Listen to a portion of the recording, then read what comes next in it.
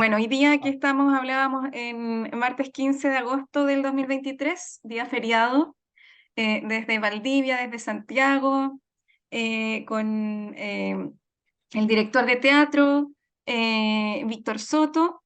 Y la idea, Víctor, es poder conversar hoy día sobre su experiencia teatral, sobre todo en la época de los 80, en los tiempos de la dictadura cívico-militar que vivimos hace 50 años, bueno, que comenzó hace 50 años. Y primero que todo, volver a agradecerle, Víctor, por su disposición a conversar. Y bueno, y primero pedirle si puede presentarse brevemente, en qué está hoy día o como usted quiera presentarse para conocer un poquito más de usted. Bueno, eh, a ver, vamos a partir de hoy día hacia atrás. Eh, Hoy día yo sigo adelante con un sueño que empezó hace muchos años, ¿ya? Más de 50 años. Eh, Estoy situado en la comuna de La Granja en estos momentos. Volví a la comuna de La Granja después de mucho tiempo. Aquí en la comuna de La Granja comenzó la experiencia que llamábamos Festival de Teatro Popular en La Granja, y como parte de los buenos resultados de aquella experiencia, también arrancamos con una escuela de expresión artística en La Granja, ¿no? Estábamos hablando de la década justamente de los 80. Hoy día en un contexto de país diferente, por supuesto, pero que en esencia sigue siendo exactamente igual, pues las injusticias sociales se mantienen, las diferencias de clase se mantienen. Es mentira de que Chile ha cambiado.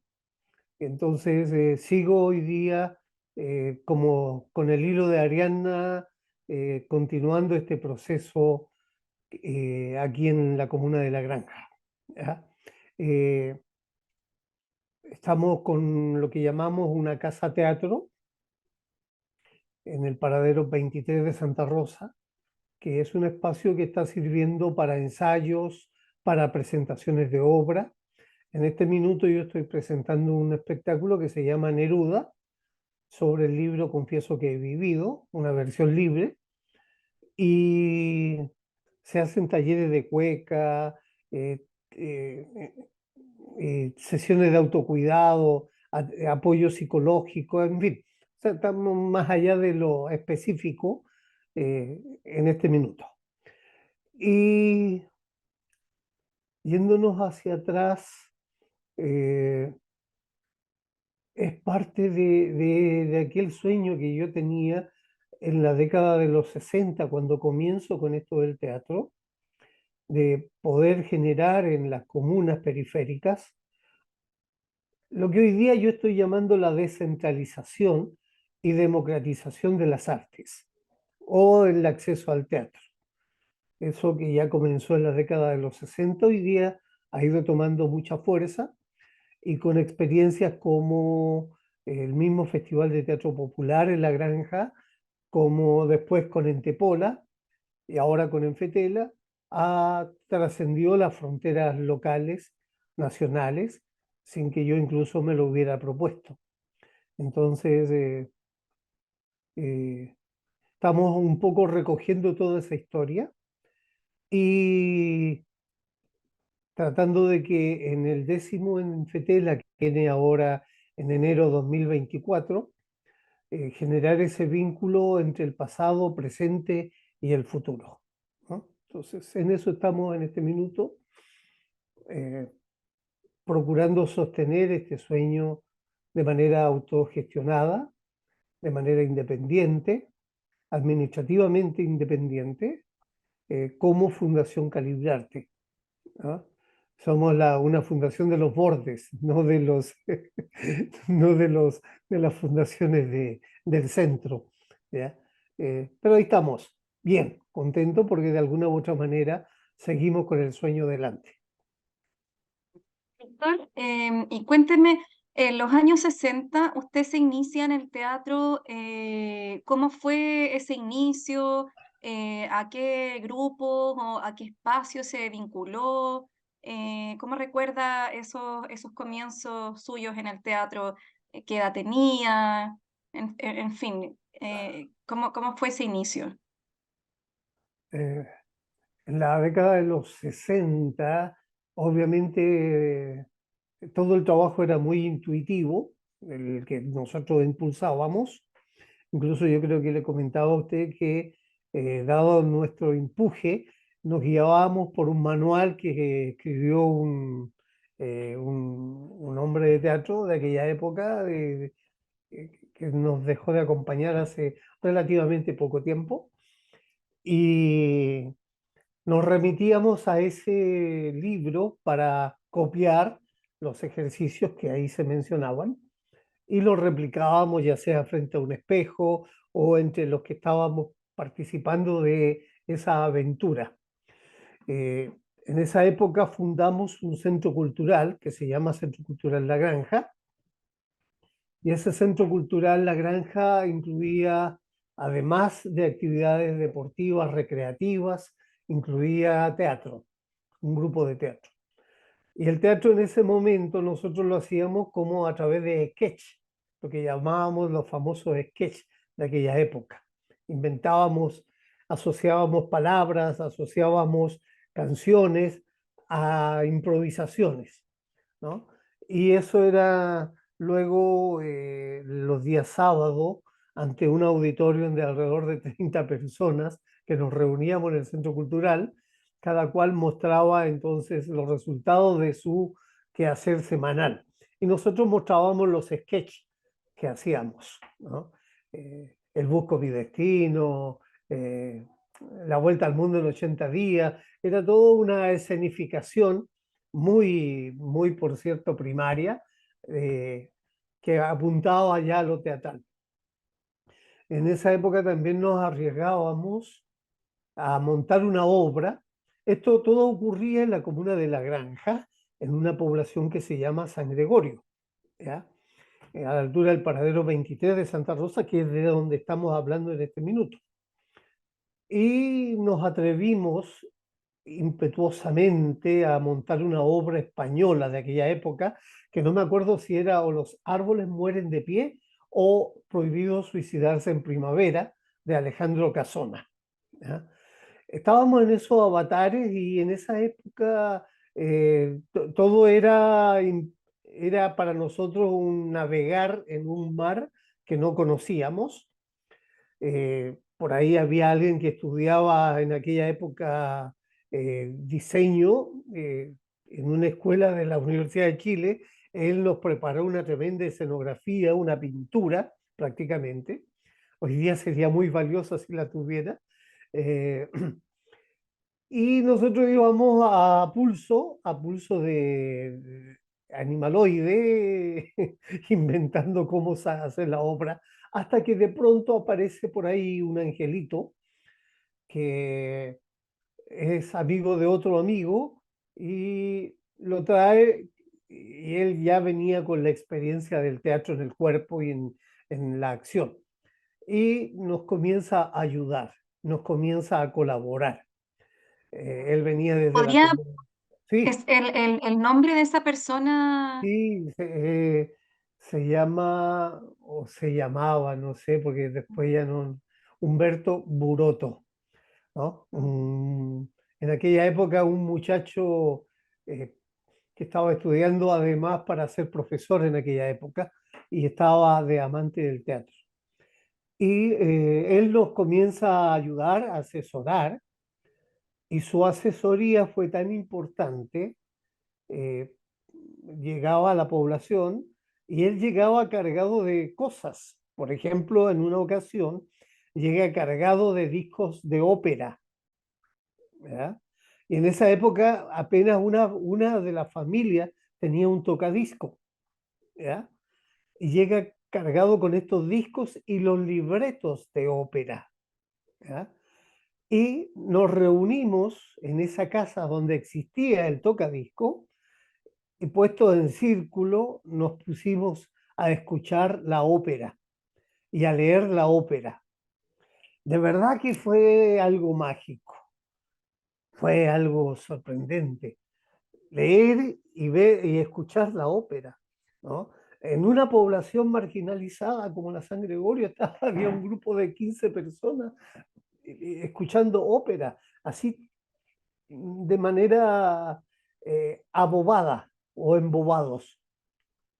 Pero eso no fue todo, porque después nos fuimos al Teatro Municipal. Había coincidencia de un programa de ópera y nos vimos Rigoletto, Otelo. Es decir, pasamos de ese conocimiento a la práctica. Se hizo praxis. Y fue alucinante. Hasta hoy día a mí eso me ha marcado como proceso en mi desarrollo teatral, ¿no? Víctor, Infelizmente, sí, disculpe que lo interrumpa, pero estábamos hablando para volver a situarnos en los años 60, sí, ¿cierto? sí, sí, sí, sí. Sí. Y este En los- era un ¿Mm? grupo, era un grupo De jóvenes de la de población, vecinos, vecinas sí, jóvenes de la sí, población. sí, que Tenían, estábamos despertando a todo este influjo de lo teatral, lo que llamábamos lo teatral. Y hace pocos días atrás, justamente José Luis me hace llegar una fotografía de una carpa circo de la Universidad Católica, ¿no?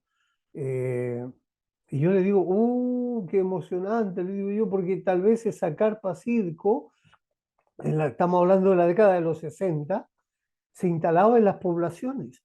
Y yo recuerdo haber estado en esa carpa y creo que fue el mayor también impacto que a mí me llevó a sumergirme en lo teatral. Pues vi la obra bajo una carpa de circo. En aquella época ya se hacía en la carpa de circo teatro. era Bueno, una época, Víctor, como que uno puede leer en los libros sobre historia del teatro, donde la relación entre la actividad teatral universitaria, la actividad teatral que promovía el Estado también en ese entonces, y los territorios estaba mucho más articulada, ¿no? ¿Cómo lo vivía usted respecto también a hoy día? Al periodo de dictadura también. no, hoy día no guarda relación un periodo con el otro, ¿no? Pues de hecho, el estar bajo el dominio, el arbitrio y la dictadura de una economía de mercado neoliberal, automáticamente nos saca de contexto de toda aquella época, ¿ya? Aquella época estábamos bajo el imperio, sí, de un capitalismo benefactor, ¿no? De un capitalismo que se asentaba en las bases de las industrias, las fábricas, y entregaba ciertas regalías a las familias. Entonces, dentro de esas regalías que ese sistema entregaba, estaba el acceso a bienes culturales o a otros bienes que generaban relaciones sociales, ¿no? Había organización social, había necesidades de aspirar a algo distinto, había expectativas de vida, ¿ya? Entonces, como le digo, o sea, no es que estuviéramos metidos en un mundo socialista en aquella época, ni mucho menos, era capitalismo clásico, eh, benefactor. Eh, bueno, no olvidarse que en aquellas épocas también se da la matanza de Puerto Montt, ¿no? Se dan las grandes huelgas del Servicio Nacional de Salud, etcétera. Entonces, pero sí, ese capitalismo benefactor abría puertas para un desarrollo social distinto, ¿no? Además, había una presión de redes sociales también distintas. Los sindicatos, las juntas de vecinos, los centros culturales, eran entidades que tenían un peso y eran de verdad, no eran de ficción, ¿ya? Entonces, eso hace que en aquella época, por ejemplo, si, volviendo un poco a la historia que le contaba, este mismo amigo eh, después me dice, ¿quieres seguir estudiando teatro?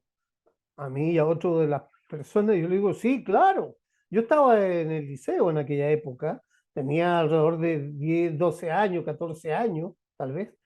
eh, y claro, eh, nos, de inmediato nos inscribió en lo que era la Escuela de Arte Dramático del Ministerio de Educación en aquella época. ¿Ya? Y sin necesidades de pruebas, sin necesidades de ninguna cortapisa y sin pagar un peso, nos pusimos a estudiar teatro de manera, entre comillas, normal y rigurosa, ¿no? Estaba entre los profes Hugo Miller, Teodoro Lowey, Silvia Romero, entre los que me recuerdo, ¿no? Y la relación, en cierto modo, era más horizontal. ¿Ya? También la Escuela de Teatro de la Chile tenía la vespertina de teatro, que es donde yo también luego tomo clases en la vespertina. Había un programa de extensión de la Universidad de Chile hacia el mundo popular, ¿no? A través de una escuela popular eh, que dirigía el profesor Enrique Gajardo. ¿Ya? Eh, entonces, había una cercanía mayor, un ambiente distinto. Eh, y bueno, esos estudios permiten y me permitieron a mí ir entrando en otro plano de la formación. Ya no era intuitiva, ya no era, ya tenía más recursos técnicos de donde afirmarme y esos recursos yo lo iba replicando en mi propia comunidad o donde yo estaba o tenía mis actividades, como el liceo o el mundo popular, ¿no? Y así fuimos enganchando las cosas.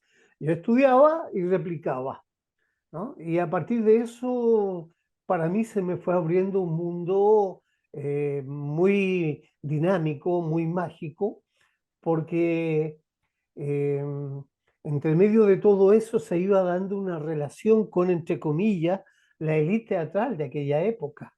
Llámese Ictus, llámese la compañía de teatro de los Dubochel, ¿no? Era gente muy accesible, ¿ya? Bueno, así ¿Ustedes en se relacionaban como grupo? ¿De qué manera se relacionaban con esas compañías de teatro profesional, si se quiere? por ejemplo, nosotros teníamos como grupo de la población, íbamos a todos los estrenos de las obras que se daban en aquella época. Entrábamos a la Duochel, entrábamos a la Chile, a todas las obras, ¿no? Entonces, viajábamos en grupo a ver las obras y luego dialogábamos, qué sé yo.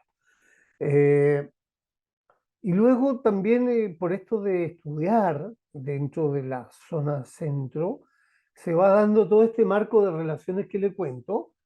Por ahí también Ictus en esa época tenía un área de formación, ¿no? Se estaba construyendo el metro en Santiago en aquella época. Santiago era caos. Y en una pasarela frente al Banco del Estado, se había levantado en una pasarela una especie de sala de teatro, ¿ya? Y me acuerdo que yo asistía a clases de teatro ahí con Ana María. Ay, ahí yo tomé algunos talleres con ella y después de esos talleres paso a formar parte del montaje que Ictus realizó de Jorge Díaz de la obra Los Ángeles Ladrones, ¿ya? A cargo de Mónica Echevarría. Eh, y ahí nos vinculamos en Ictus, en la comedia, mucha gente, éramos como 20 en el montaje, ¿no? Estaba Juan Cueva, que hoy día ya tampoco nos acompaña en vida, estaba, de ahí surge Pato Contreras, que él se desarrolla después en Buenos Aires, Marilú Cuevas, La Monona, eh, y así, varias personas que después, algunas de ellas continuaron en el teatral, otras quedaron en el camino, ¿no? Y con esa compañía Ictus Infantil, que estrenamos en la Comedia, salimos en gira hacia el sur de Chile y tengo la oportunidad en aquella época de ganarme mis primeros dineros como actor, que fueron 34 escudos.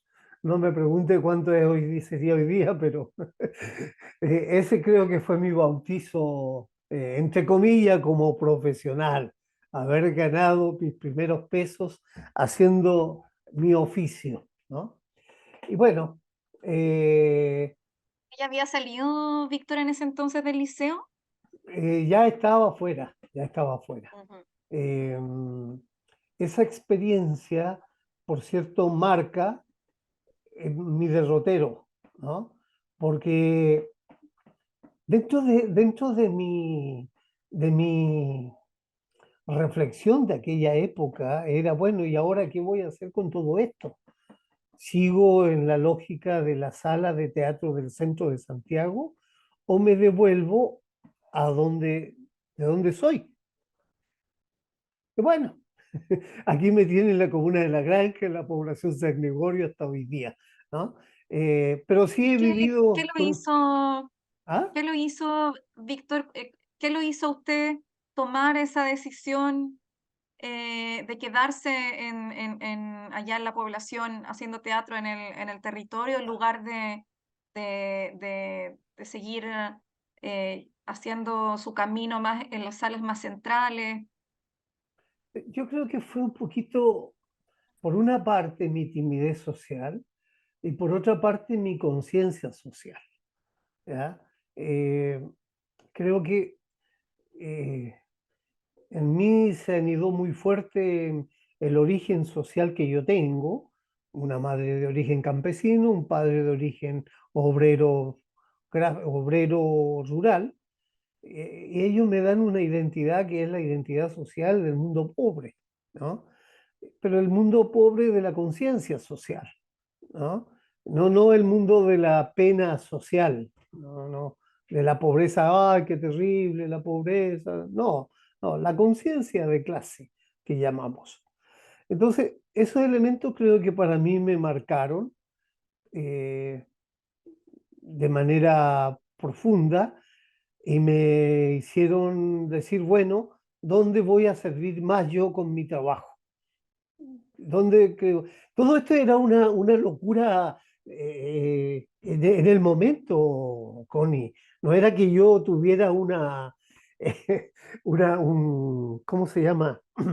Una reflexión sesuda, filosófica. Claro, No, entiendo. O no. sea, la reflexión la puede hacer desde ahora mirando hacia atrás, pero en el momento me imagino que también responde a un clima de época, de transformación social, de Sí, todo lo que estaba ocurriendo. vivíamos la eh, época de la reforma. En Chile exacto. estaba cruzado por la reforma, reforma en la iglesia, reforma, la reforma en el país. La década de los 60 hasta el golpe de Estado es un país bullente, teórica, textual, teóricamente, ideológicamente, políticamente. Vivimos un país efervescente, ¿ya? En donde había circulación de muchos diarios. Yo compraba en aquella época 3 diarios, el Mercurio, la Tercera, el Siglo y otro más de la última hora, por ejemplo, 4. Y me leía los diarios, ¿no? Eh, había accesibilidad. Entonces, era un país de mucha discusión, de mucho diálogo, en el mundo popular también, en la población. Había inquietudes, habían deseos de cambio, ¿ya? Entonces, ¿Qué estamos en el... pasa, Víctor? Qué pasa justamente con todo este proceso que están viviendo, tanto en los proyectos teatrales que usted estaba desarrollando con sus compañeros y compañeras y allá en la población cuando llega el golpe de Estado y en los primeros años de la dictadura? Bueno, el tiempo que nos toca vivir, como le digo, no fue de apatía, nosotros estábamos involucrados profundamente en la población, en este proceso, en los procesos que estaban dándose. El centro cultural era un espacio bullente de discusión activa y de participación activa en lo que podíamos decir iba a venir, que era el gobierno de la Unidad Popular, ¿no? Eh, donde se abrieron nuevamente otros espacios distintos, ¿no? A lo que estábamos viviendo hasta antes de la Unidad Popular. Aparece Quimantú, aparece mucho movimiento artístico-cultural, y uno también fue tomando posiciones en el momento. ¿Ya? En mi caso, por ejemplo, me vinculo más en lo pragmático político, ¿ya? Y desde ahí empiezo a funcionar y a trabajar, sin olvidarme de lo teatral, por supuesto. Luego viene lo de, incluso como dato, en ese momento, antes del golpe de Estado, nuestro centro cultural, al margen de agrupar a muchos jóvenes de ambos sexos, teníamos folclore, deporte, etcétera, eh, también teníamos al presidente de nuestra junta de vecinos. Habíamos sacado, la directiva de la junta de vecinos nos pertenecía a nosotros. Entonces, imagínense toda la locura que teníamos, ¿no? Eh, pero viene, bueno, viene lo del golpe de Estado y obviamente es como cuando se rompe un globo, ¿no? ¡Pah! O se rompe una chaya, o se rompe estos globos de cumpleaños, de ¡pah! Todo el mundo salta para distintos lados y obviamente cambia radicalmente la escena, cambia la obra, cambian los personajes y entramos en otra fase, que es la fase, bueno, está más de decir que la fase cruel o dolorosa, ¿no? Eh, entonces, volvemos a foja cero, ¿ya? En la población volvemos a foja cero. Pues eh, a algunos nos toca ir al Estadio Nacional a vivir un mes, otros se pueden ir del país. En fin, no, se viene una crisis muy fuerte, ¿ya?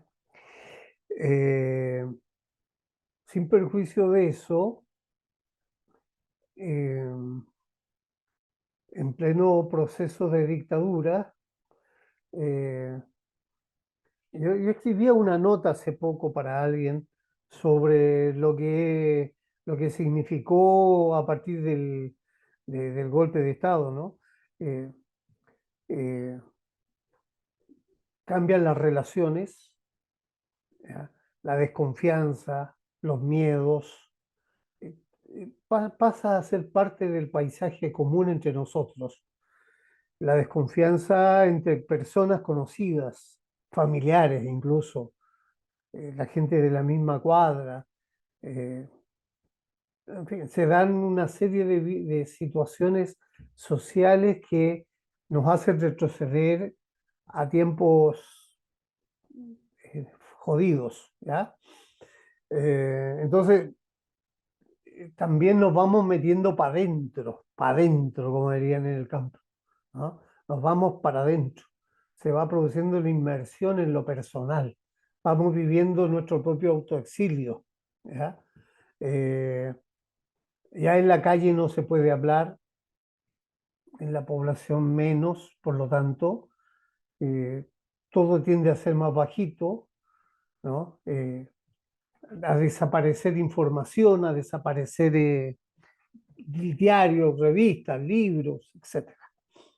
Bueno, pero eso a mí en lo personal, me, después que yo salgo del Estadio Nacional, eh, yo salgo en octubre del 73 y bueno, la misma inquietud, lo que uno sale de esos lugares sale con decisiones para la vida, ¿no? Pues yo en ese momento me está haciendo hablar de cosas íntimas, Connie.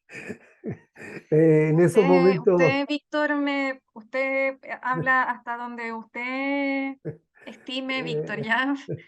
No quiero presionar un no, relato no, que... no, no se ¿Sí? preocupe. Eh, Uno se juega y sale puede salir de distintas formas de esos escenarios, ¿no? En mi caso, salí avalando la vida, salí avalando mi compromiso y a tomar con más fuerza lo que yo me había declarado, siendo, entre comillas, eh, años anteriores al golpe.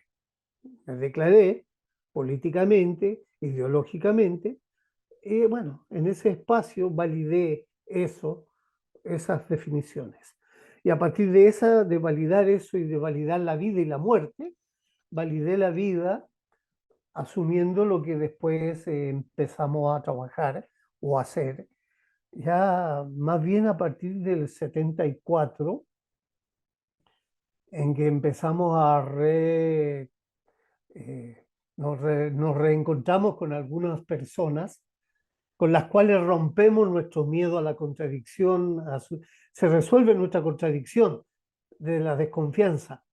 Me encuentro con Carlos Alberto Muñoz, que venía de Valdivia con su familia, venían saliendo del proceso represivo, y con él empezamos a divagar en plena etapa de dictadura, empezamos a vagabundear por las calles de Santiago, eh, no esperando a Godot, sino siendo Godot. Eh, y hasta que en una de esos reencuentros, y mire, esto es nuevo porque me lo encontré hace poco, hace poquito. El año 74, en mayo, ya veníamos encontrándonos con algunas personas.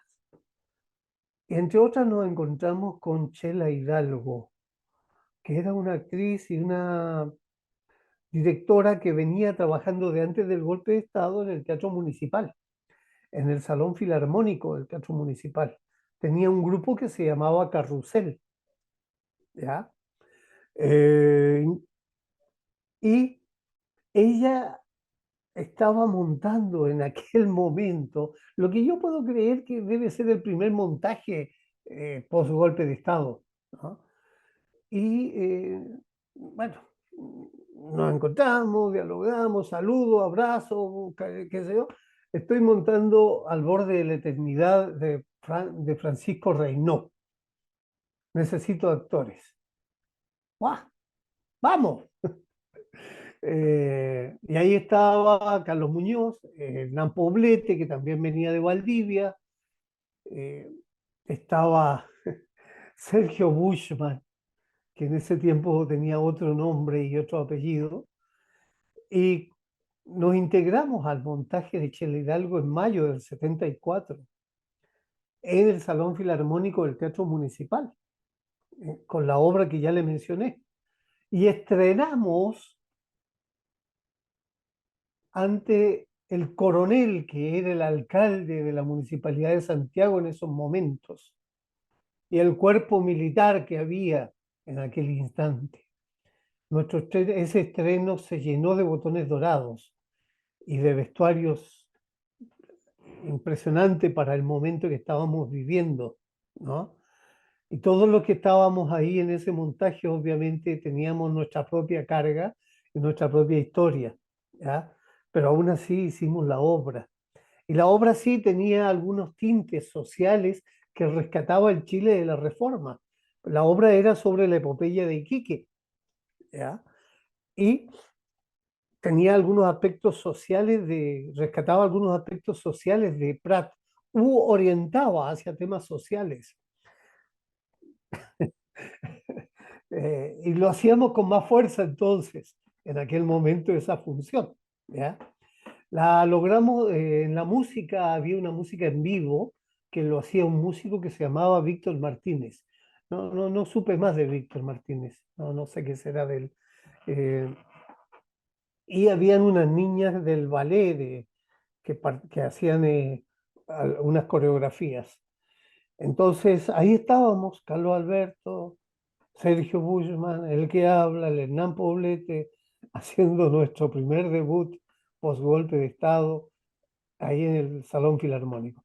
Hicimos la obra después un par de veces, pero ya Ya. después de eso desapareció Carrusel, Chela Hidalgo, ya no supimos más porque terminó la experiencia ahí, ¿no?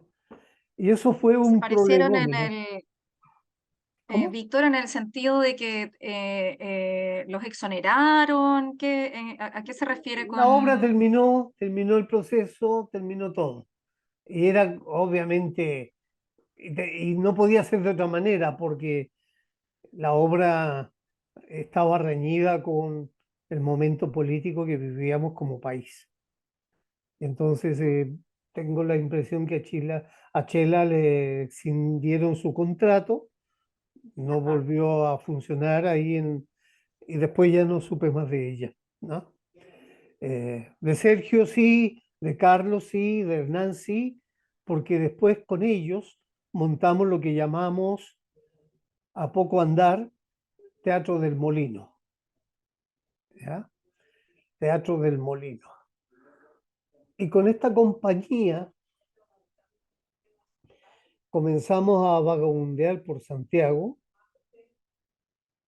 en los espacios que todavía la dictadura no cerraba. Pudimos entrar a algunas escuelas, liceos, logramos sobrevivir un tiempo con la obra, ¿no? Y dentro de esta obra también estaba Luis Alarcón, actor que falleció hace poco, ¿ya?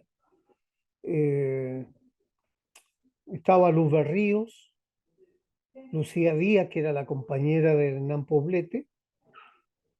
A propósito, me apareció ahí en la internet un recorte de prensa de la época del 74 de la obra Al borde de la eternidad.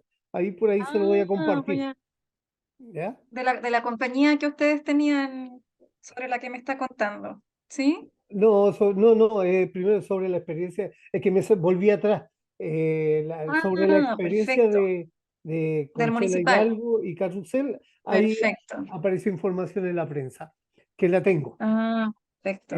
Sobre Teatro del Molino, no hay nada en internet, no hay nada. Y bueno, fue algo que yo siempre le comenté a Sergio Bushman, a Luis Alarcón, que nunca hicieron ellos mención de que estuvieron involucrados en esa primera compañía de teatro, ¿no? Eh, y que no la hayan mencionado en su currículum me pareció agravante, Mm. dolorosa, A ¿no? los inicios de de la carrera teatral de ambos actores. Es decir, lo que pasa es que ellos venían ya con un pedigrí bastante grande. Luis Alarcón era presidente del sindicato de actores en ese momento. Sergio Bushman era el secretario, ¿no? Del sindicato de Perfecto. actores. Entonces, con ellos, más Humberto Guerra, que era el secretario de la Escuela de Teatro de la Chile, hicimos esta compañía que se llamó Teatro del Molino y que en su proceso fusiona las obras de Lope de Rueda y Cervantes, ¿ya? Mm. Y con esas obras empezamos a recorrer los liceos. Entonces, duró 3 años esta compañía. Y yo Ah, me fue un atrevo, tiempo importante. sí, sí, y me atrevo a decir que fue una de las primeras compañías que emergió en este tiempo de dictadura, ¿no? La que realizó sus actividades. Ujú. Eh, y con ella hicimos varias experiencias de teatro, porque además pudimos ser cobijados por el Centro Cultural de España, ¿ya? Y la Embajada de España. Ujú. Mirado en retrospectiva, creo que de alguna u otra manera ellos nos ayudaron a salvar la vida también, esas instituciones, ¿ya? Bueno, ¿Ellos les proporcionaban también algún tipo de financiamiento? el financiamiento era el acceso al lugar de ensayo y de Mm, funciones, pues el Centro mm, Cultural estaba ubicado en la calle Bueras, a un costado del Parque Forestal, a Ujú, un costado de la embajada norteamericana y a la espalda de lo que hoy día es el Gabriela Mistral, y que en ese momento era el antro de la dictadura, ¿no?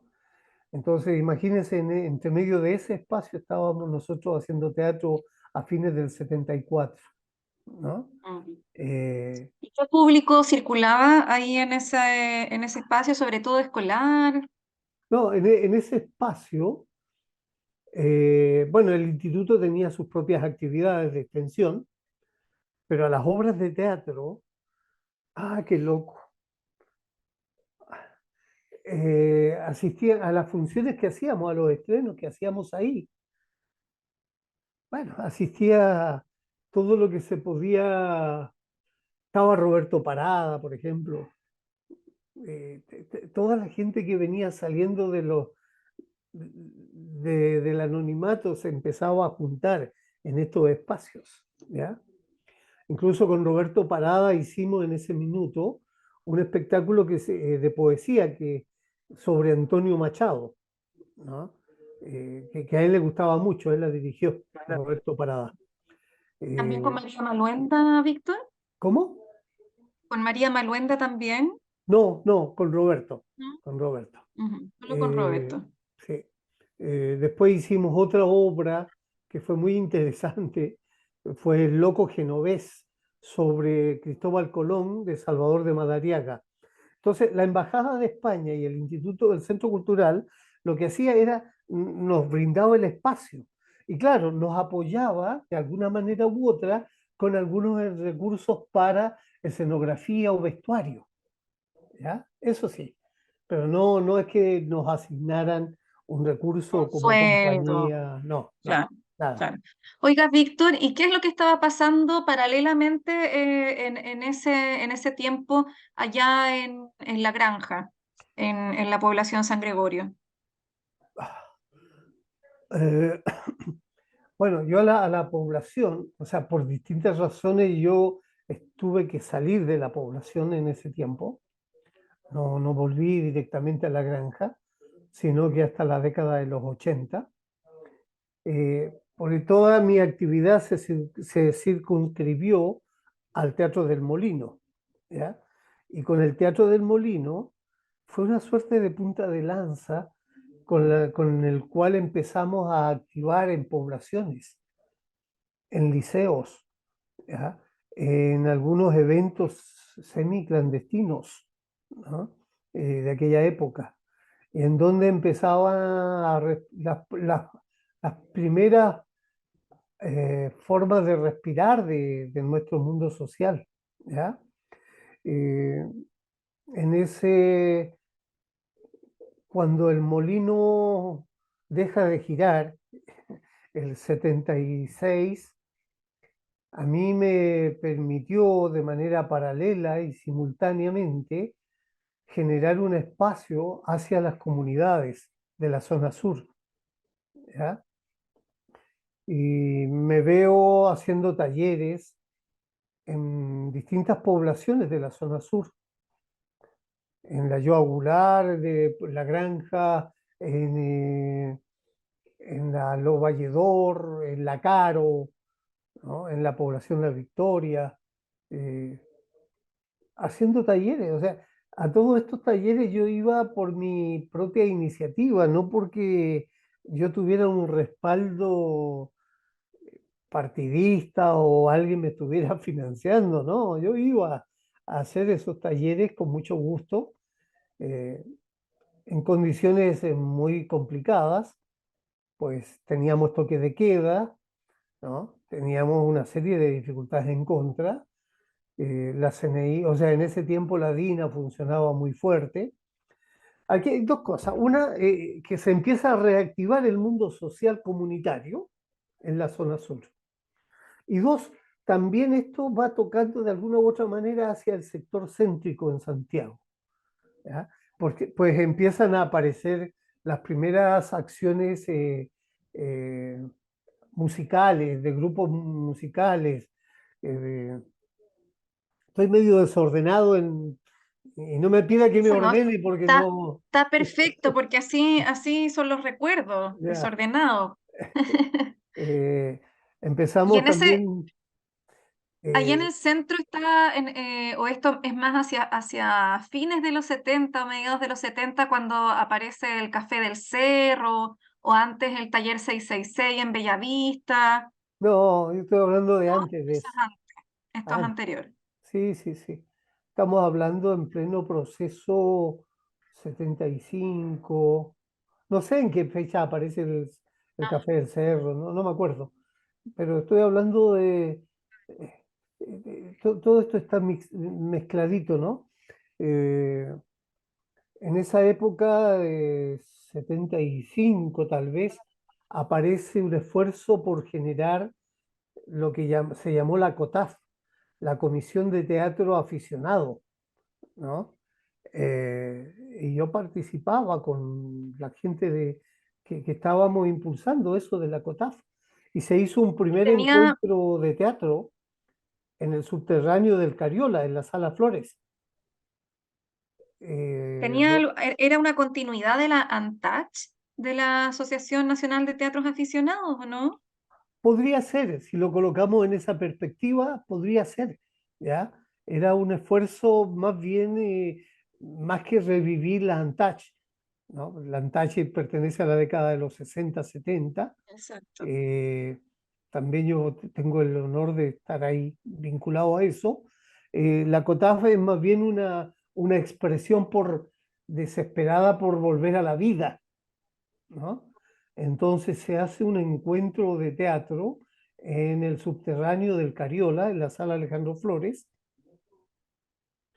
eh, y ahí se suma en esto de la COTAF mucha gente de distintas líneas, tanto Ujú. políticas partidistas como no partidistas, ¿no? Pero que organizamos eso.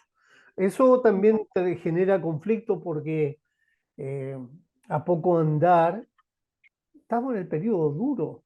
A poco andar, la DINA empieza a hacer persecución de todo este proceso, ¿ya?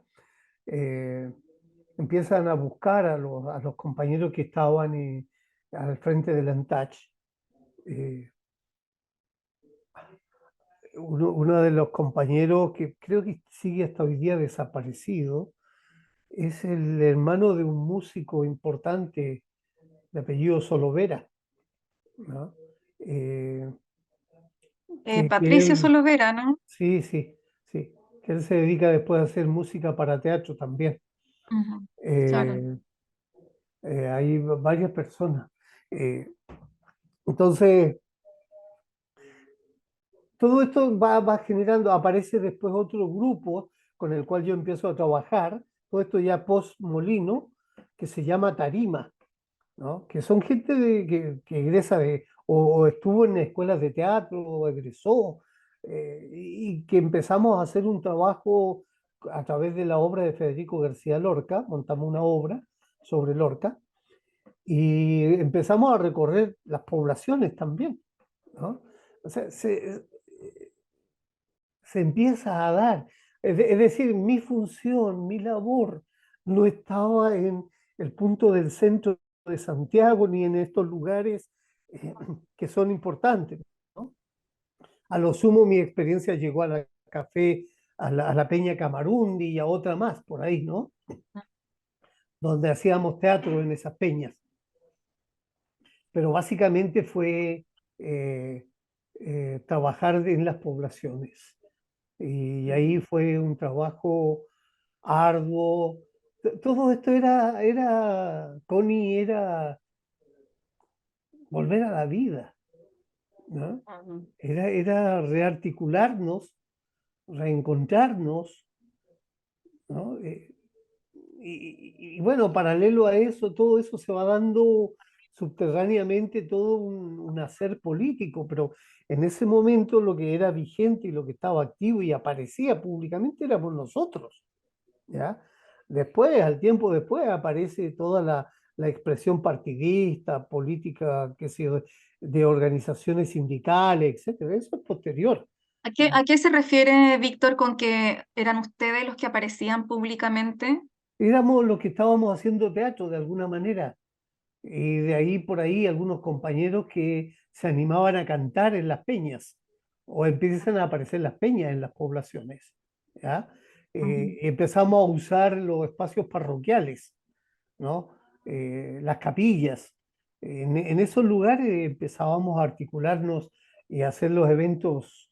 En aquella se facilitaba en aquellas capillas en que el cura tenía un mayor sentido de lo social, de compromiso, porque había otras capillas que simplemente eran cerradas, ¿no? Eran pro Y dictadura.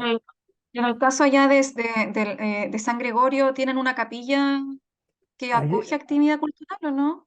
Acá en la granja, sí, hay un espacio que para nosotros fue clave, que se llamó Pablo Laurín, que está ubicada en el paradero, estaba ubicada en el paradero 18 de Santa Rosa.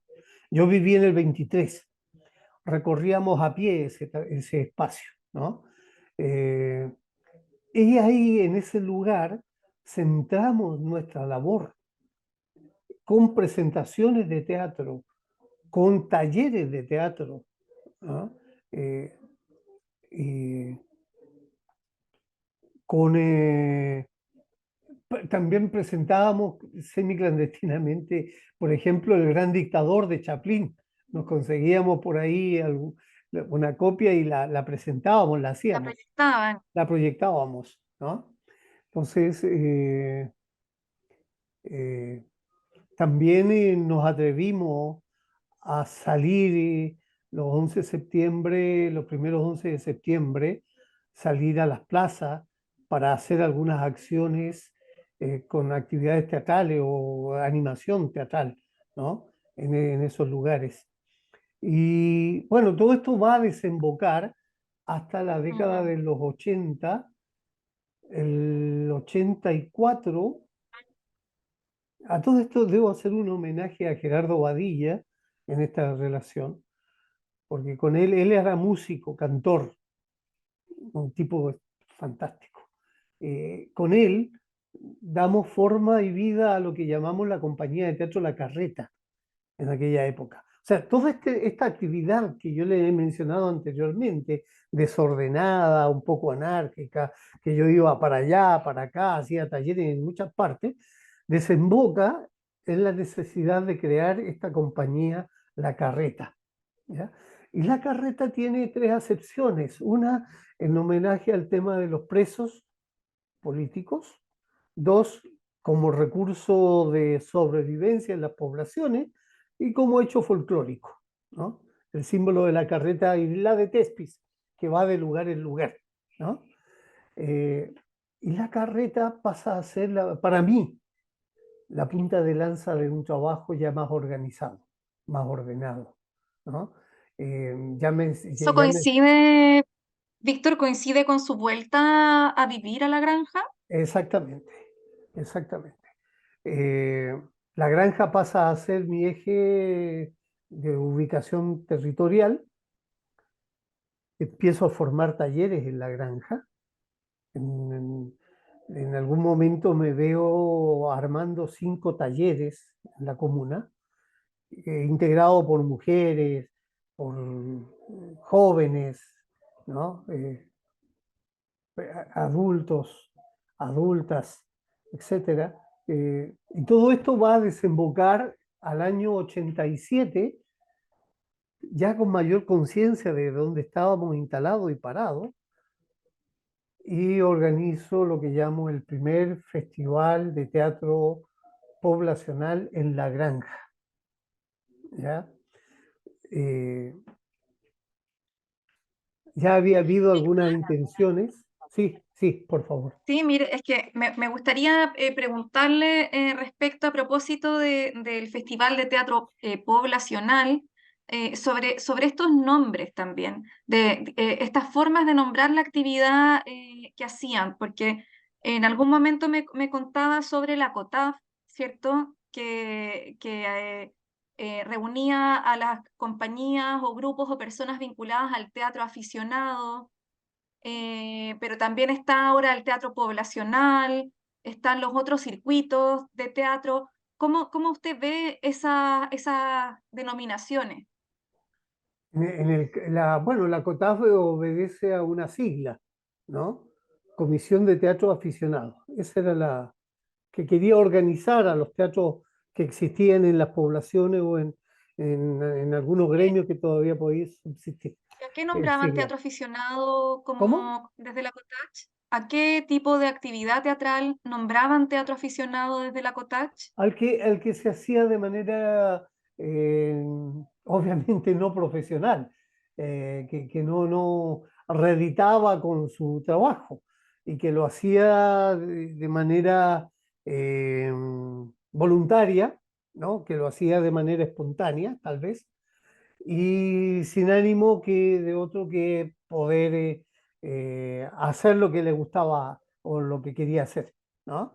Pero no Pero tenía me imagino que ahí también, en el caso de usted, por ejemplo, habían personas que participaban, pero a la vez hacían del teatro su forma de sobrevivencia también económica, ¿o no?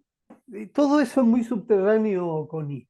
Sí, se buscaba y nunca se dejó de buscar hasta hoy día.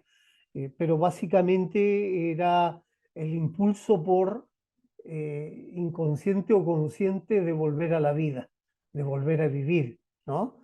Eh, de hecho, bueno, nosotros emergemos mucho antes que todo lo que podrían denominarse teatros profesionales, entre comillas, los teatros de sala, ¿no? Nosotros, ¡pum!, abrimos los espacios a nivel de poblaciones. Y en el caso del Festival de Teatro Poblacional en La Granja, no obedecía nada más que al hecho de que se hacía dentro de la población, ¿no? Perfecto. Era dar el sentido de identidad al lugar. No es que el Ahí que, teatro, claro, ¿qué tipo de grupos convocaban? ¿Solamente grupos que hacían teatro en sus poblaciones? en la primera etapa así fue, ¿no?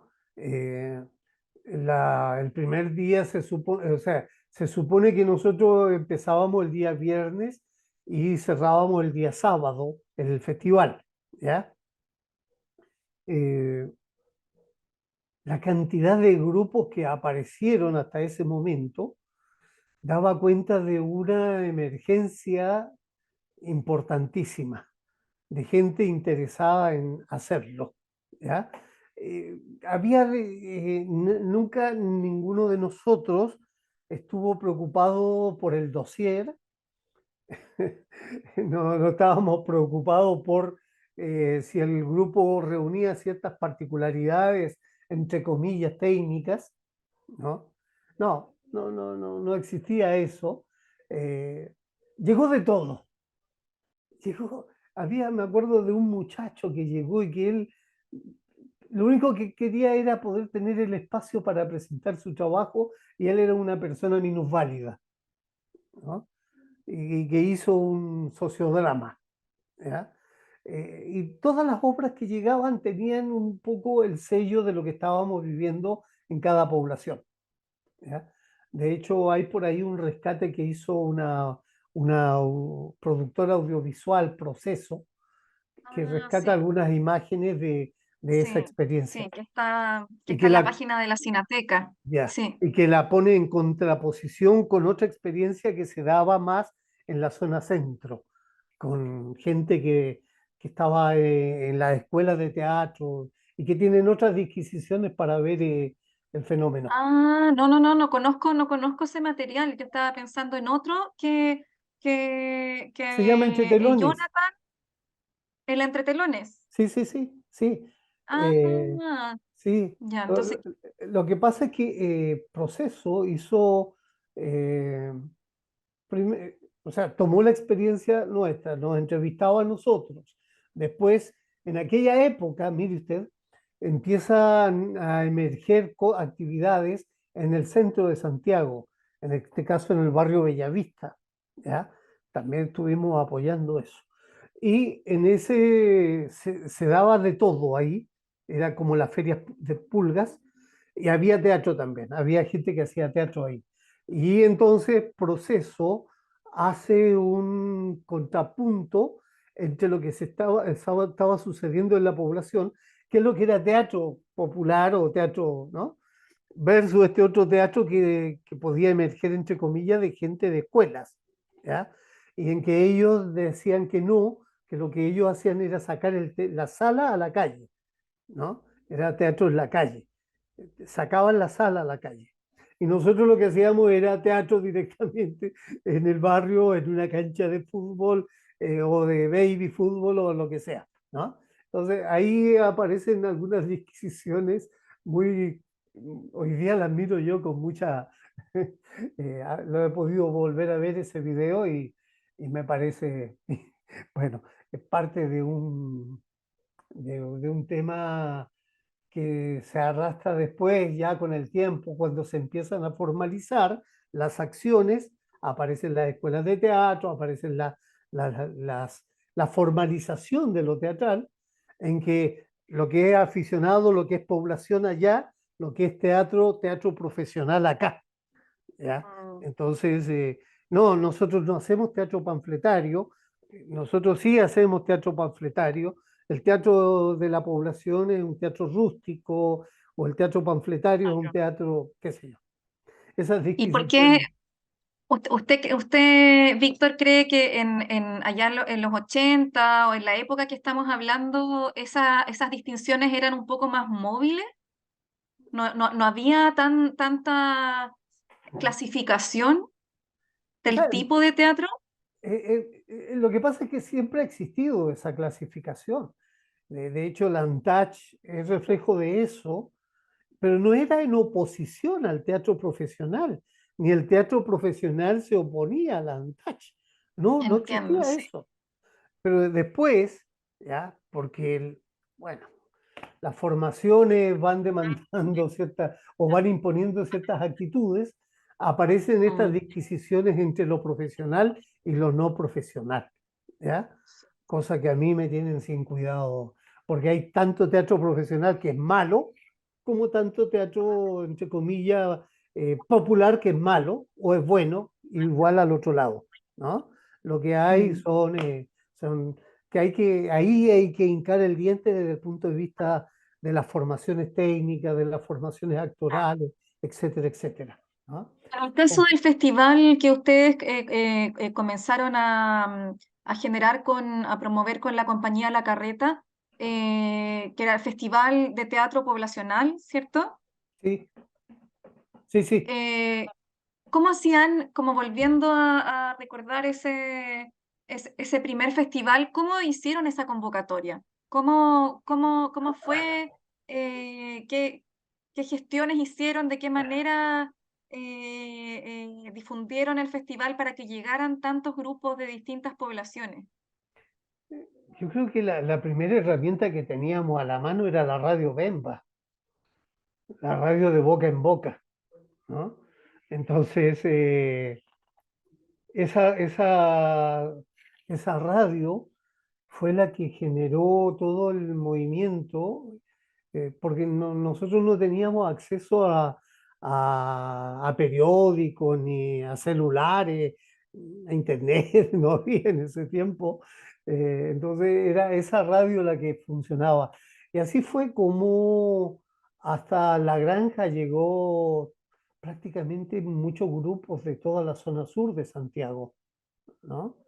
De Lo Valledor, La Caro, nuestra población, San Gregorio, La Granja, eh, La Pintana, es decir, Me- y toda en- era gente, era una interrelación entre grupos que involucraban a niños y niñas con adolescentes y o adultos, ¿no?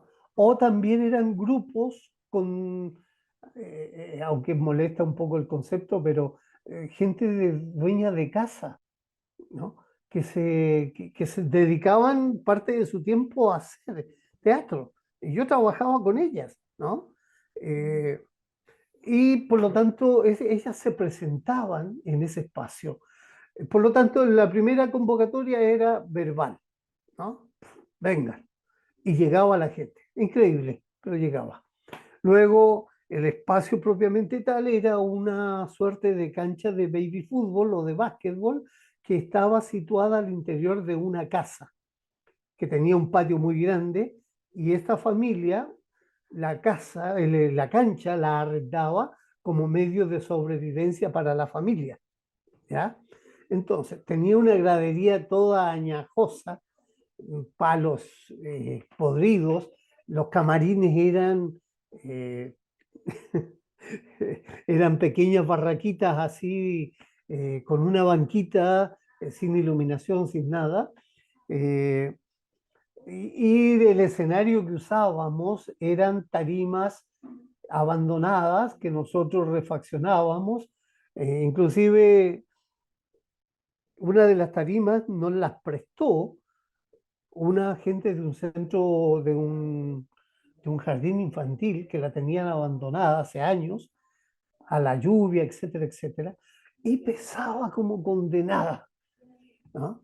Y la tuvimos que trasladar a mano, a pulso, a pie, entre 6 personas, que ya la segunda cuadra lo único que queríamos era quemarla, ¿no? Eh, y bueno, toda esa era una tarima que tuvimos que llegar a reclavetear, a ordenar. Y con otra improvisábamos los espacios escénicos. Y las ampolletas que teníamos no eran de teatro, a lo sumo la mayor era el parte 38 y algunas ampolletas de casa, ¿no? En tarros de leche nido, ¿no? O en tarros de Era, a qué hora hacían el festival? siete y ¿Ya media de al la tarde. anochecer? Sí, sí, 7:30 de la tarde, ahí en esa cancha. Y no pedíamos permiso a nadie para hacerlo. Lo hacíamos. Y salíamos con un megáfono, nos colocábamos unas máscaras y salíamos con un megáfono a la calle a publicitar el encuentro de teatro, ¿ya? Obviamente, en un espacio tan eh, mucha gente, un centro comercial en el paradero 22 de Santa Rosa, la policía nos miraba como nosotros hacíamos propaganda de esto, sacábamos unos letreros a la calle, eh, pero por la noche llegaba la policía a instalarse frente al lugar, ¿no? Para cuidarnos, para cuidarnos. Entonces, bueno, transcurrían las funciones entre las 7:30 y las 10:30, 11 de la noche, más o menos, ¿ya? Eh, y era un espacio que se llenaba, ¿no? Se llenaba de gente. Y la gente, de alguna u otra manera, lloraba emocionada por estar, decían que el encuentro o el teatro les había salvado la vida a mucha gente, ¿no? ¿Por qué? ¿Qué Porque fue sentido? un espacio de sentidos. ¡Pah! Nos agrupábamos, nos atrevíamos a colocar música censurada, por lo tanto había una efervescencia en el lugar muy importante, ¿ya? Eso nos marcó a nosotros como organizadores y volvimos a insistir al año siguiente y al año siguiente. Y fue creciendo el encuentro, en días, en grupo, en organización. Eh, fuimos y fuimos espacio para volver a encontrar a la comunidad, ¿no? Hasta hoy día, por ejemplo, cuando me reconoce gente, me dice, uy, usted fue, va, va, va.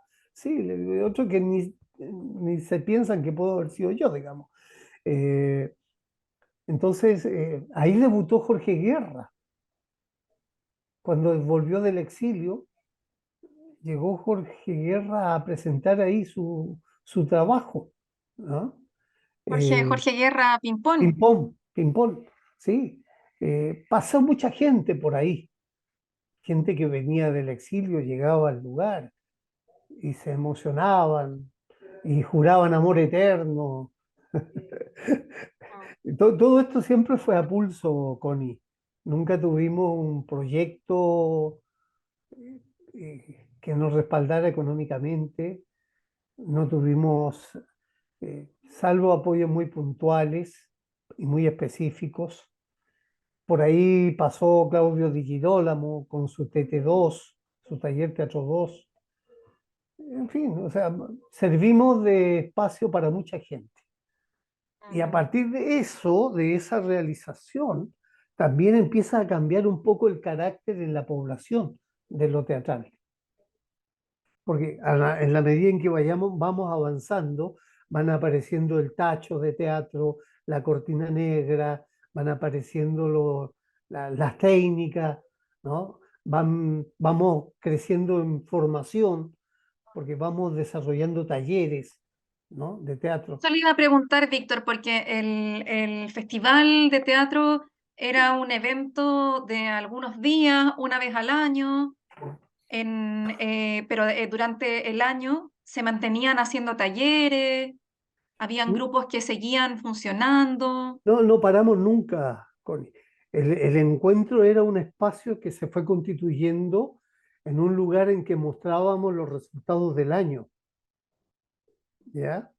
Entonces, todo el trabajo que íbamos haciendo entre medio de cada año, esto comienza el 87, ¿ya? Eh, eh, Nos vamos llenando de talleres. La gente aumenta la participación de gente en los talleres, eh, en los grupos, ¿no? Eh, el año 87, 88, el 89 hay un giro radical en esta experiencia. Ahora todo esto es gente joven, mucha gente joven en esta experiencia, ¿no? Mucha gente joven. Eh, Adolescentes que fueron despertando a través de la actividad teatral. Nosotros entre medio hicimos lo que llamamos los tours teatrales, que con los grupos que teníamos empezábamos a recorrer distintas poblaciones los días sábados y nos instalábamos en una cancha de baby o de básquetbol o en el frontis de una sede vecinal y en ese espacio desarrollábamos talleres abiertos que cerraban al atardecer, al anochecer, con una presentación de lo que se había hecho y los grupos que llevaban, que íbamos. Movíamos, íbamos 15, 20 personas en este tour teatral pasando por las poblaciones, la Millalemu, la San Gregorio, y así, muchas. Eh, el Y, y 89 cambia. el 89, en el contexto del plebiscito. Ajá. Mucha efervescencia y cambia también el carácter de nuestro encuentro, porque ese 89, sin querer nosotros queriendo, llegan y aparecen así de improviso tres grupos de teatro de Argentina, a los que nosotros nunca habíamos invitado, ¿no? Y ellos nos cuentan que se enteraron porque alguien que pasó por ahí les habló del festival. Entonces, de tres provincias distintas de Argentina llegan a Chile, ¿no? Y como era todo semiclandestino también en aquella época, eh, ellos tampoco se atrevían a hablar mucho, a preguntar mucho por cosas para llegar hasta el lugar. O sea, más de algunos le tocó dormir en alguna hospedería, por ahí, a la intemperie, etcétera. Pero llegaron hasta la granja y ahí generaron un remesón muy importante porque nos obligó había que darle alojamiento y alimentación a estos compañeros. Entonces, la, el factor solidaridad local fue determinante, ¿no? Que alojados en una casa, que la comida por acá, la comida por allá. Y bueno, fueron también el epicentro en la zona, ¿no? Eh, con su trabajo. Entonces, fueron los primeros atisbos de la Nacionalización, internacionalización claro. de este encuentro de teatro poblacional, ¿ya? Que ahí es donde van a comenzar a desarrollar el Entepola. Luego al 89, 89, 90, llega Colombia, llega Ecuador, llega Bolivia, Paraguay, Argentina, y así, ¿no? Aparecen. Y el 90 ya empieza a girar a Entepola, Encuentro de Teatro Popular Latinoamericano, ¿no?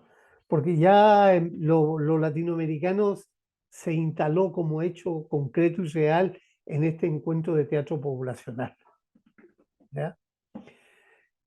Eh,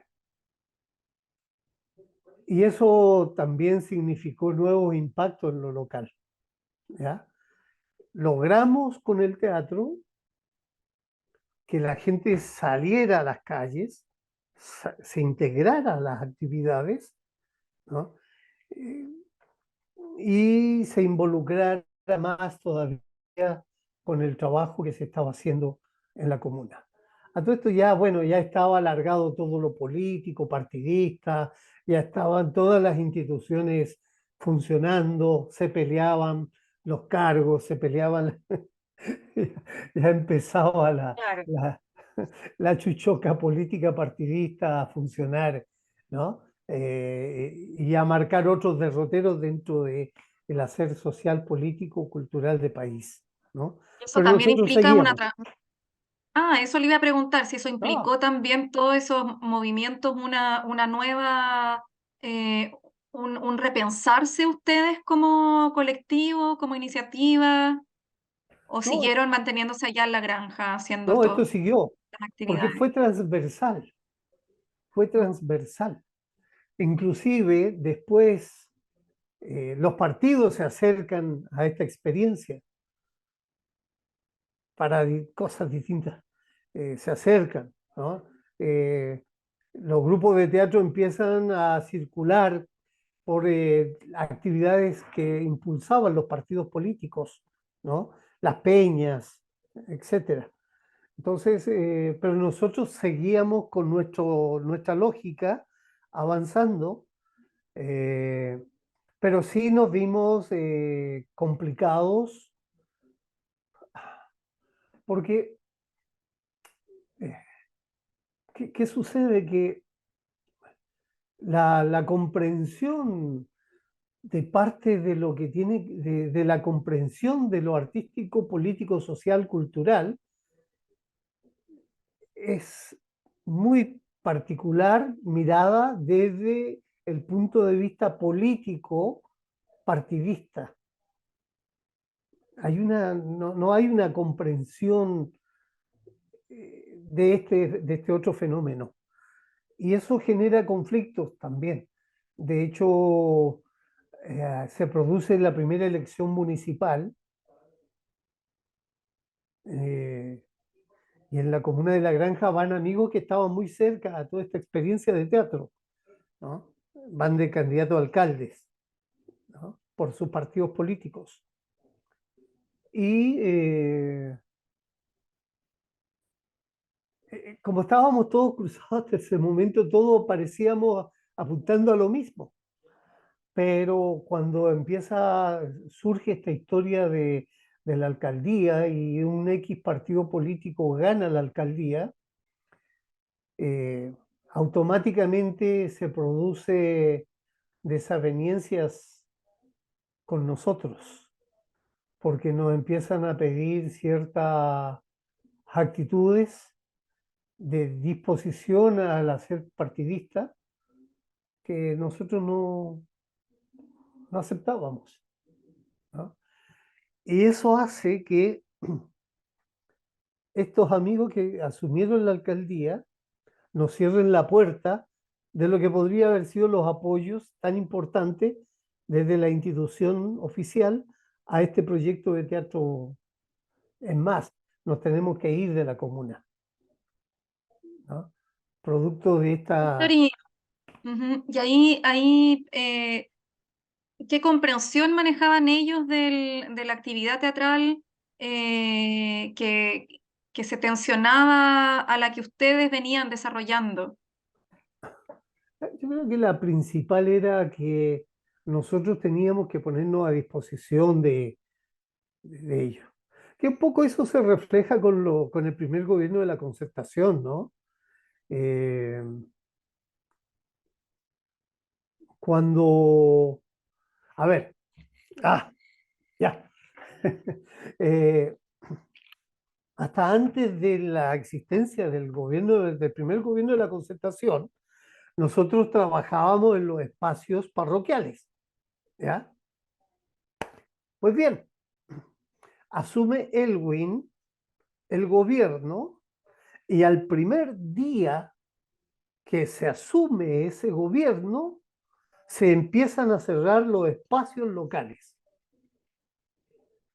De hecho, ganó el gobierno, ¡pum! Nosotros volvimos otra vez al Pablo Laurín para continuar con nuestra labor y nos encontramos con que estaba cerrado. Y se cerró. Y nos dijeron, ya no hay más actividades acá para ustedes en este espacio. Se cerró el lugar. Luego el gobierno de la Concertación decide asumir por sí y ante sí todo lo que se estaba dando a nivel de país. De hecho, parte de las medidas que toma el gobierno es decir, la cerrada de las ONGs, organismos no gubernamentales, que Chile ya no necesitaba el apoyo de las organizaciones internacionales, porque el gobierno iba a asumir la acción. Y así sucesivamente van asumiendo y van generando, se va produciendo una desvinculación con este proceso que entre comillas nosotros traíamos. Por lo tanto, nos desplazan, ¿ya? Y pasan a ocupar ellos como articuladores de la vida local, ¿ya? Eso sin ningún proceso de consulta, de Nada, nada, participación nada. de parte de ustedes. No, no, no, nada, nada. Simplemente, bueno, si te gusta, te quedas, si no, te vas. O nos haces caso o no. Bueno, y nos tuvimos que ir de la granja, ¿no? Pasamos a San Ramón y de ahí empieza en Tepola a itinerar por diversas razones, por estas razones, entre otras, por las distintas comunas. Pero ya había cambiado radicalmente el panorama político social local, ¿no?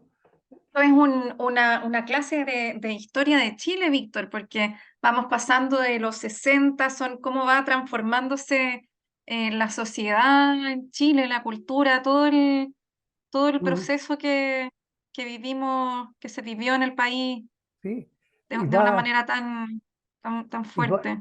y va dándose la elitización del Mm, mundo cultural. Y entonces, mm, por eso en la historia del teatro chilena, usted encuentra que la historia solo está referida a un sector geográfico, cívico de país, ¿no?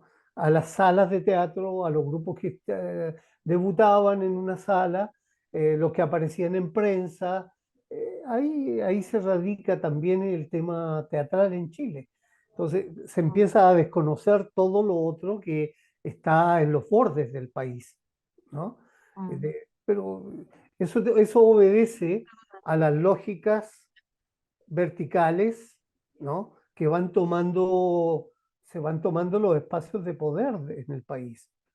Le hace independiente que pertenezca a los partidos políticos de izquierda o centro, que son los sectores medios, ¿no? Las clases medias van tomando decisiones al interior de los movimientos de gobierno, van tomando poder y va quedando en este arneo lo que les va haciendo más cómodo y más efectivo, ¿no? De hecho, después, bueno, ¿para qué decir? Cuando aparece Teatro a Mil, ya Mm. es otro chiste en el país, ¿no? Bueno, de hecho yo puedo decir que nosotros como Intepol en aquel momento le facilitamos a Carmen Romero y a su Teatro Mil y a las tres cuartas partes de los primeros grupos internacionales que ellos tuvieron, ¿no? Eh, a- eh, y en ninguna parte ellas pusieron agradecemos a Intepola este apoyo, ¿no? Entonces, y ellas empiezan a copar, el Teatro Mil empieza a copar la agenda y la actividad por estos vínculos que se dan a nivel de Claro, Estado, ¿no? Y de claro, hecho, hasta cuando yo estuve en Entepola, como fundador hasta el 2006, nunca recibimos un apoyo económico, eh, salvo colaboraciones desde el Ministerio de Secretaría General en apoyo técnico, por ejemplo, en impresión de afiches, programas, pero económicamente nunca recibimos un respaldo institucional, digamos, ¿no? Eh, y sí, y si recibimos apoyo de técnico y material fue porque algún amigo nuestro estaba participando en algún rango de poder, digamos, ¿no? Eh, pero eh, luego Teatro Mil empieza a ocupar todos los espacios, vienen las fiestas ciudadanas que organiza el gobierno, son coordinadas por gente de Teatro Mil, eh, por Teatro Mil o por bueno, y empieza a operar todo esto de los proyectos CONI, ¿no? claro. Institucionales, ¿ya? Entonces la pirámide política, social y cultural empieza a operar y en la base social se desliga totalmente Claro. de esta O sea, superestructura. esa segmentación entre los distintos circuitos teatrales se agudiza. Sí, totalmente, totalmente. Mm, Eh, Mire, a nosotros nos costó, hasta cuando yo estuve en Etepola, porque después del 2006 hay otra historia ahí de la cual no soy parte ni me hago responsable de eso. Como fundador hasta el 2006. Eh, Incluso otra de las acciones que yo pude encabezar en aquella época fue usar la Plaza de la Constitución como espacio de teatro, ¿no?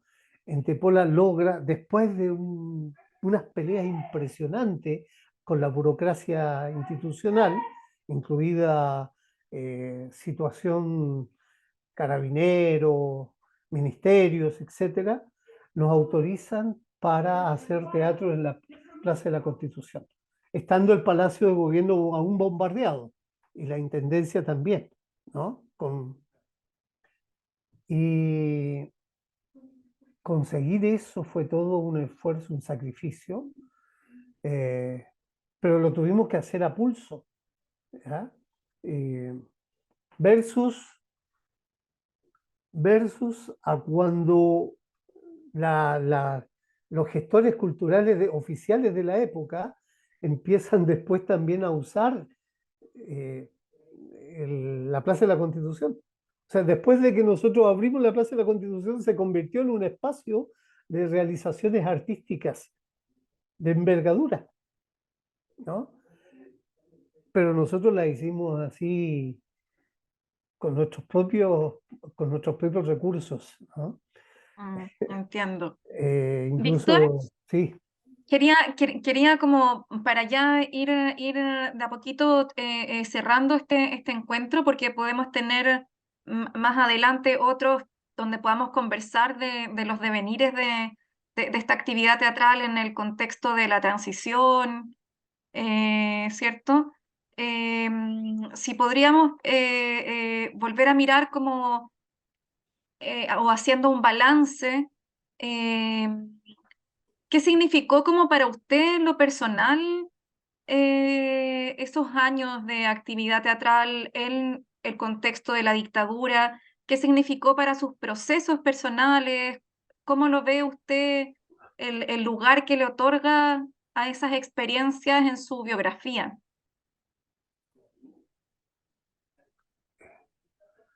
eh, en lo personal, puedo señalar que siento que me hace sentir muy bien, ¿no? Muy bien, muy contento. Pude asumir conscientemente este proceso. No fue una mirada ni romántica, ni aventurera, no ha sido hasta hoy día. que yo soy buena persona o que yo soy súper, no, no, conscientemente hacerlo, cumplir con un rol que yo me auto asigné, ¿no? A partir de la formación social, política, ideológica que yo tengo, digamos, ¿no? Entonces, eh, eh, desde ese punto de vista, eh, realizar este proyecto ha sido para mí fundamental, ¿no? Ahora, una nota tal vez excepcional en esto es que yo nunca pretendí ni pensé que esto pudiera trascender las fronteras nacionales, ¿ya? Eh, Eso para mí es como regalado aparte, ¿no?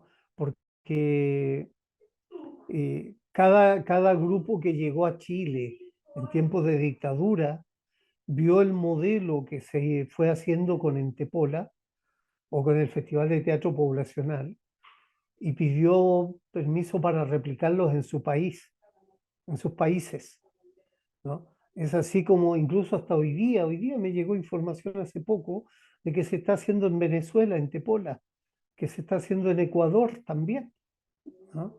Es decir, en Tepola se fue a Puerto Rico, a Brasil, eh, eh, eh, Argentina, Ecuador, es decir, se replicó a nivel internacional, Colombia. Eh, He tenido la suerte de que en algunos de esos países, bueno, han reconocido esta experiencia en mí y me han castigado haciendo los homenajes, ¿no? En Colombia, en Venezuela también, eh, a nivel de agradecimiento por este cuento, ¿no? Por lo cierto, uno nunca, no, yo nunca aspiro al reconocimiento ni a los agradecimientos. Yo hago lo que hago porque es mi función. Por lo tanto, acojo el teatro como mi militancia, ¿ya? Yo no tengo, yo soy un sujeto de izquierda, de pensamiento marxista, no tengo militancia partidista, en este minuto no la quiero tener tampoco, no me interesa. Soy muy crítico de lo que está haciendo todos los partidos de izquierda en este minuto. No es que yo me sienta excepcional, ni mucho menos, pero a la luz del pensamiento ideológico creo que hay una situación muy delicada de fondo. Entonces es asumir mi militancia en lo teatral y lo teatral como mi militancia, como mi balón de oxígeno y mi punto de aporte a este cambio de sociedad por el cual yo sigo trabajando, ¿no? Desde el teatro. ¿Y por qué el teatro, Víctor? ¿Por qué el teatro y no otra actividad cultural, por ejemplo? Tal vez románticamente tendría que decirle, el teatro me eligió a mí. No, no, no, fue algo que de verdad se fue despertando desde la primaria, desde mi niñez, de mi niñez. Yo en mi niñez viví y agradezco haber vivido la etapa de la radio, ¿no? Y haber escuchado los radioteatros, por ejemplo, de aquella época. Entonces, eso para mí me marcó muchísimo, desde niño, ¿no? La escuela primaria, participar en los actos de la escuela primaria, luego en la secundaria, y luego a Mm, nivel, bueno, en las formaciones superiores. Entonces, mm, fue todo una cosa muy natural. mm. No puedo decirle, mire, soy un elegido del dios Baco. No, no. Eh, Claro. fue Fue un dándose. proceso que se fue dando, Sí, claro. sí, sí, sí, sí. Y bueno, ahí, eh, con el rigor que implica vivir en los tiempos previos a la dictadura, con los tiempos previos al gobierno de la Unidad Popular, convivir en la década de los 60, eh, eh, que a mí me permitieron, y un conjunto de personas que además fueron incidiendo en mis valores, en mi formación, a quienes agradezco haber sido y haberme presionado para que yo leyera, estudiara. Yo me quedaba dormido de repente en la mesa conversando porque eran las 4 de la mañana. Entonces me decían, no, no, no, despierta, despierta, porque tenemos mucho que aprender todavía. Ya, ya, a ver qué pasó en este libro que estaba ahí leyendo. Soy me formé al calor de esa presión, ¿no? Mm. Y, y la agradezco, pues es la que también me ha salvado la vida en muchas ocasiones delicadas y complicadas. Y me han ayudado a superar las contradicciones, porque uno vive lleno de contradicciones, ¿no? Entonces, una de dos, o se queda en la contradicción, cede, se desilusiona o sigue, ¿no? Y yo digo que el que se desilusiona de algo es porque se desilusiona primero de sí mismo, no fue capaz de superar su propia contradicción. Entonces, y valide respeto, por cierto, a quienes se quedaron en otra historia. Pero Y eso, Víctor, ¿y el teatro es un lugar de contradicciones? sí, sí, sí, sí. Muchas, muchas. Eh, muchas desde el punto de vista de la formación, por ejemplo, ¿no? Eh, bueno, ahí yo a partir de la poca o nula o básica o mucha experiencia que he ido desarrollando, me doy cuenta que la formación actoral hoy día es muy primaria a nivel de instituciones formales, oficiales. Lo aprecio en los que egresan de las escuelas, en los montajes, ¿no? Y ahí hay contradicciones importantes que resolver. Bueno, con José Luis Olivari, a quien usted nombró en algún momento, siempre hablamos de la importancia de la formación teatral, ¿no? Entonces, y no se trata de aquí de hablar de buenos o malos actores o regulares actores o actrices, sino del rigor de la formación. Y eso implica una contradicción, porque en general los actores en Chile aparecemos como muy poco cultos, entre comillas. Cuesta, la gente no lee, por ejemplo, no lee, no estudia, se queda con lo que nos entregan los centros de formación y no hay reelaboraciones. Esa es una contradicción importante que tiende a congelar el desarrollo, ¿no? Entonces, luego el haber tenido esta perspectiva latinoamericana o internacional, porque hemos tenido posibilidad de hacer giras por Europa y ver, intercambiar con Europa o Asia u Oceanía, para mí también ha sido muy importante, ¿no? Y ahí voy, bueno, vamos elaborando metodologías de trabajo. Una contradicción muy fuerte fue enfrentar el proceso formativo teatral en tiempo de dictadura. ¿Cómo diablos hacemos para que formamos un grupo de teatro si estamos todos muertos de miedo? Y estamos en trabajo de taller de teatro y estamos mirando a la puerta por si entra la represión. Entonces, ¿cómo conseguir que saltemos esas etapas? ¿Ya? Entonces, bueno. Y la otra, una contradicción fundamental, importante, la sobrevivencia de lo que hacemos. ¿Ya? Yo vivo con un pie adentro y el otro afuera. Yo puedo decir que actoralmente hoy día vivo de mi trabajo actoral, en cierto modo, ¿no?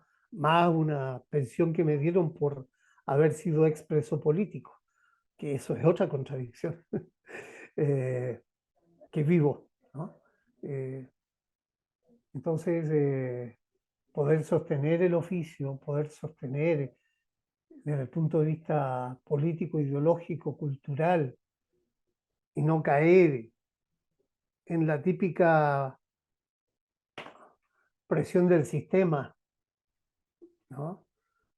Eh, esta contradicción entre ser actor profesional, ¿no? Siento que en definitiva no pasa por ahí el cuento, ¿no? Eh, no, no pasa por ahí. Hay gente, como le decía anteriormente, profesional, que la verdad a mí me produce mucha distanciamiento por los resultados, ¿no? Actores que no manejan sentido del ritmo, no saben construir atmósfera, no saben llevar el conflicto, no saben desarrollar los desenlaces, eh, eh, no saben unir un par de cables eléctricos, me parece, ¿no? Bueno, me estoy saltando, me estoy...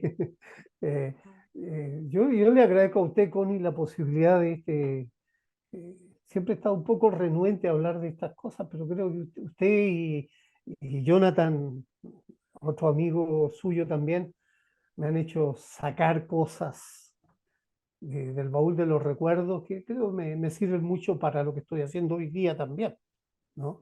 Para seguir sosteniendo esto, ¿no? Y a nosotros también, a nosotras es realmente una suerte,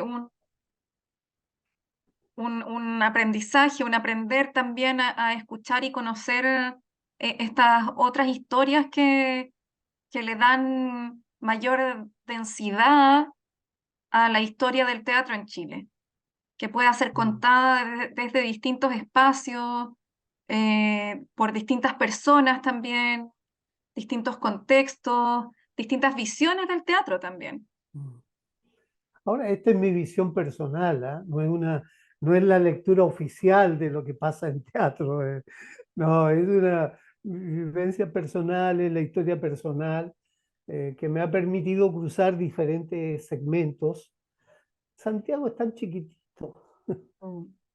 todos nos conocemos de alguna manera u otra, ¿no? Entonces, Es una historia personal, Víctor, que tiene harto de colectivo también. bueno, sí, el teatro es, aunque es eso también, ¿no? Aunque ha perdido esa esencia de lo colectivo, digamos, ¿ya? Mm. Pero es eso. Y, y creo que uno nunca termina de aprender.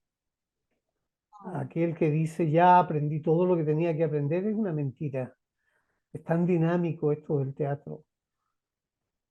El solo hecho de sentir y pensar que nunca uno es el mismo que llega a una función de una misma obra, ¿no? Que los acentos dramáticos con los que llega a actuar son distintas a las de la función anterior, ¿no? Eh, de por sí es una forma de aprendizaje también, ¿no? Entonces, estamos aprendiendo, estamos leyendo, aprendiendo, reconociendo, sabiendo que nuestro oficio no termina nunca, ¿no? Había un periodista que una vez me hizo una entrevista y me decía, mira, yo les envidio a ustedes, a los actores, a la gente de teatro.